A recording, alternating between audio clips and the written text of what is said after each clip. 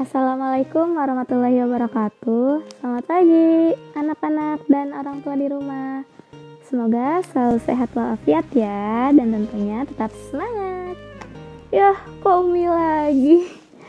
Kalian udah tahu kan ya, saat perkenalan guru di pekan pertama, kalau Umi itu di kelas 7 mengampu 2 mapel, yaitu TIK dan prakarya. Prakarya terdiri dari 4 jenis aspek. Yang pertama adalah kerajinan, yang kedua pengolahan, yang ketiga budidaya, dan yang keempat adalah rekayasa.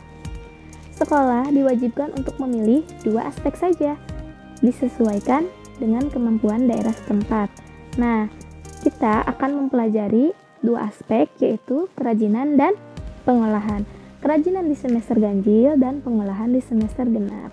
So, kalian gak usah pusing, gak usah khawatir, dan gak usah kaget kalau ngelihat buku paket kalian tebel banget dan materinya banyak banget.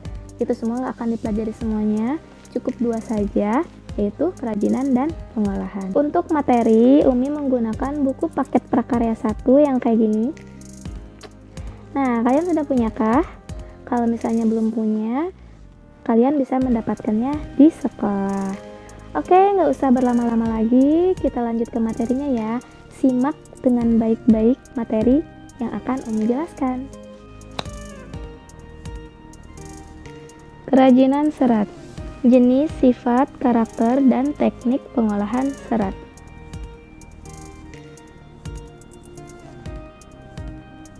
Serat adalah jenis bahan berupa potongan-potongan komponen yang membentuk jaringan memanjang dan utuh.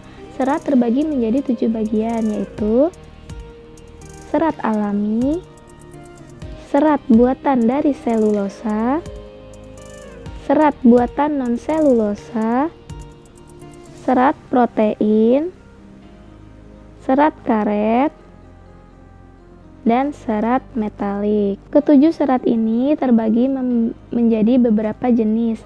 Yang pertama adalah serat alami. Serat alami terbagi menjadi 7 bagian, yaitu yang pertama adalah serat kapas. Serat kapas adalah serat alami yang paling banyak digunakan dalam membuat pakaian. Pengolahan serat kapas dimulai dari pemetikan buah atau bunga kapas yang sudah matang. Salah satu karakteristik kapas yaitu nyaman dan terasa lembut. Yang kedua adalah linen. Linen adalah salah satu serat alami yang paling mahal, dibuat dari tanaman flax. Pengolahan serat linen dimulai dari tanaman tersebut berbunga dan telah mulai berubah menjadi kecoklatan. Salah satu karakteristiknya yaitu mudah mengerut, teksturnya relatif mulus berkilau dan menjadi lebih lembut saat dicuci. Kemudian yang ketiga adalah wool. Serat wool tumbuh dari kulit domba, relatif kasar dan berkerut dengan sisik pada permukaannya. Pengolahan wool dimulai dari di mana bulu wool domba digunting.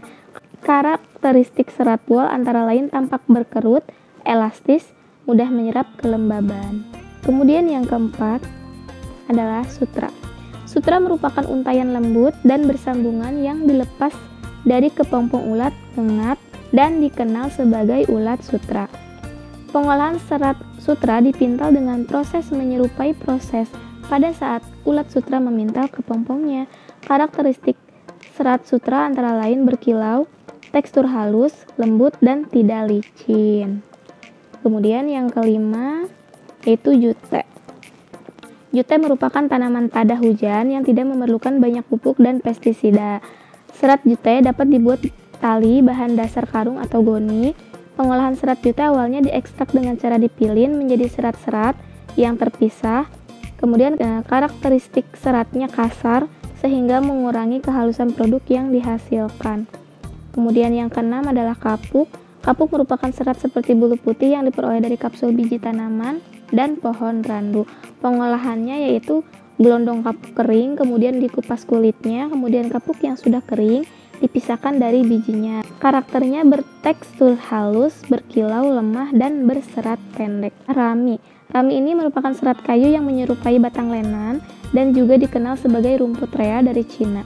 Pengolahan serat rami dimulai dari memisahkan kulit rami dari batangnya, kemudian menghilangkan sisa gum atau gum ya dibacanya, sisa gum yang masih menempel pada serat.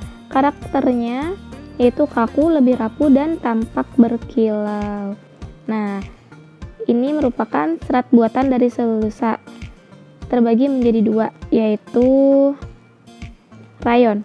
Rayon terbuat dari polimer alami yang mensimulasikan serat selulosa alami. Karakter rayon halus, lembut, dan nyaman. Biasanya digunakan untuk pakaian berupa blus, gaun, jaket, setelan, dan lain-lain. Asetat.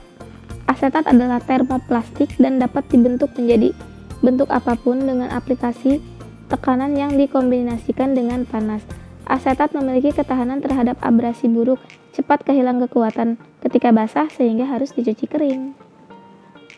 Selanjutnya, serat buatan non-selulosa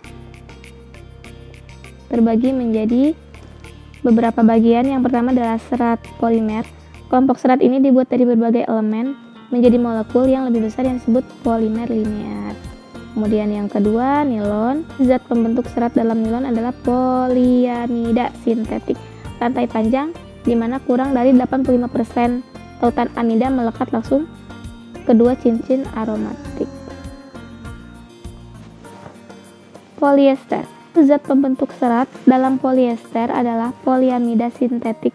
Rantai panjang yang terdiri dari setidaknya 85% menurut berat ester dari asam karboksilat aromatik substitusi. Kemudian yang keempat adalah spandex. Zat pembentuk serat dalam spandex adalah polimer sintetik. Rantai panjang yang terdiri atas setidaknya 85% poliuretan tersegmentasi. Kemudian yang kelima adalah akrilik. Zat pembentuk serat dalam akrilik adalah polimer sintetik. Rantai panjang yang terdiri dari sedikitnya 85% menurut berat unit akrilonitril. Kemudian ada serat protein. Serat protein dari produk-produk seperti jagung dan susu diproses secara kimia dan diubah menjadi serat. Serat karet. Serat karet, zat pembentuk serat ini terdiri atas karet alami dan sintesis. Serat metalik. Serat metalik terdiri dari logam, logam berlapis plastik, plastik berlapis logam, atau inti yang benar-benar tertutup oleh logam. Serat mineral.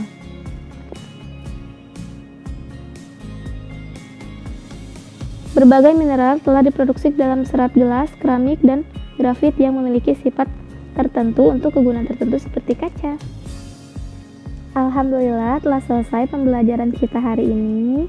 Semoga kalian paham, dan untuk materi lebih lengkapnya kalian bisa baca sendiri di buku paket mengenai kerajinan serat. Semoga bermanfaat. Mohon maaf bila ada salah kata. Wassalamualaikum warahmatullahi wabarakatuh.